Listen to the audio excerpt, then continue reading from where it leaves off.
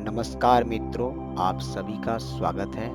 आइए जानते हैं माँ दुर्गा की तीसरी शक्ति का स्वरूप। माँ दुर्गा की तीसरी शक्ति का नाम चंद्र घंटा है। नवरात्रि उपासना में तीसरे दिन इन्हीं के विग्रह का पूजन आराधना किया जाता है। इनका यह स्वरूप परम शांतिदायक और कल्याणकारी है। इनके मस्तक में घंटे के आकार का अर्धचंद्र है। इसी कारण से इन्हें चंद्रघंटा देवी कहा जाता है। इनके शरीर का रंग स्वर्ण के समान चमकीला है। इनके 10 हाथ हैं। इनके 10 हाथों में खड्ग आदि शस्त्र तथा बाण आदि अस्त्र विभूषित हैं। इनका वाहन सिंह है। इनकी मुद्रा युद्ध के लिए उद्धत रहने की होती है। इनके घंटे की भयानक चंड ध्वनि से अत्याचारी दानव दैत्य राक्षस सदैव प्रकंपित रहते हैं। नवरात्र की दुर्गा उपासना में तीसरे दिन का पूजा अत्यधिक महत्व है। इस दिन साधना का मन मणिपुर चक्र में प्रविष्ट होता है।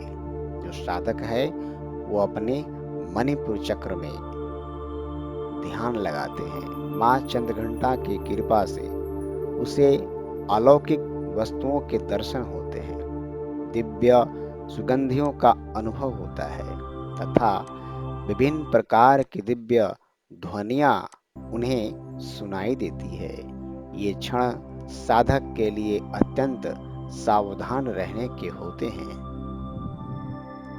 माँ चंद्रघंटा की कृपा से साधक के समस्त पाप और बाधाएं नष्ट हो जाती है। इनकी आराधना सदा ही फलदायी होती है। अतः भक्तों के कष्ट का निवारण ये अत्यंत शीघ्र ही कर देती है। इनका वाहन सिंह है, अतः इनका उपासक सिंह की तरह पराक्रमी और निर्भय होता है। इनके घंटे की ध्वनि सदा अपने भक्तों की प्रेत बाधाओं से रक्षा करती है। इनका ध्यान करते ही शरणागत की रक्षा के लिए इस घंटे की ध्वनि निनादित हो उठती है।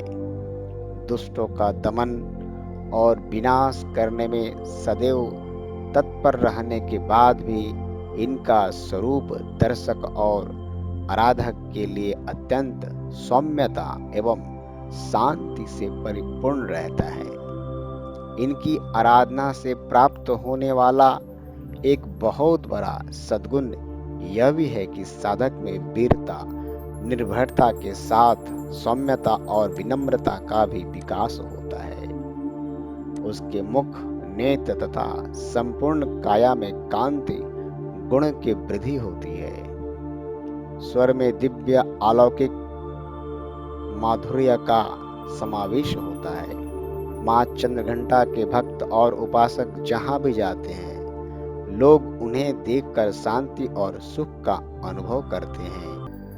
हमें चाहिए कि अपने मन, वचन, कर्म एवं काया को विहित विधि विधान के अनुसार पुनः परिशुद्ध एवं पवित्र करके माँ चंद्रघंटा के शरणागत होकर उसकी उपासना आराधना में तत्पर हों।